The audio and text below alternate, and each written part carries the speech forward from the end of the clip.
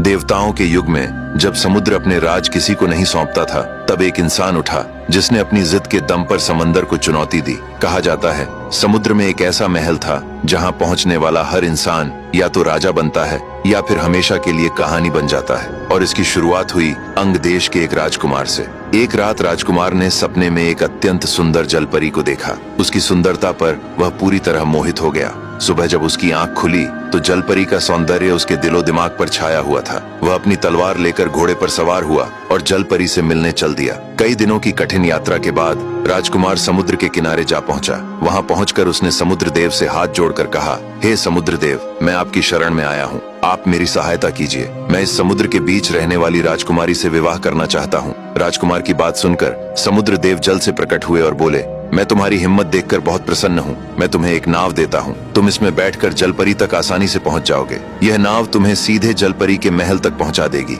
रास्ते में तुम्हें बड़े बड़े सर्प, मगरमच्छ, जहरीले जीव जंतु, राक्षस तथा खतरनाक दरियाई घोड़े मिलेंगे। तुम सबको मारते काटते हुए आगे बढ़ते जाना। समुद्र के बीच पहुँचते ही तुम्हें पानी पर तैरता हुआ एक सुंदर महल दिखाई देगा। महल के बाहर दो विशाल राक्षस पहरा देते मिलेंगे। तुम उनसे छिपकर महल के पिछले रास्ते से अंदर प्रवेश करना। महल के भीतर जलपरी एक पलंग पर सोती हुई मिलेगी। उसके पास पहुंचकर जैसे ही तुम जलपरी को छुओगे, वह उठकर बैठ जाएगी और तुमसे एक सवाल पूछेगी। अगर तुम जलपरी के सवाल का सही जवाब दे दोगे तो वह तुमसे विवाह करने को तैयार हो जाएगी। लेकिन यदि तुम उसका सवाल हल नहीं कर सके तो जलपरी तुम्हें तोता बनाकर अपने महल में हमेशा के लिए कैद कर लेगी। अब आगे की कहानी जानने के लिए देखिए अगला भाग।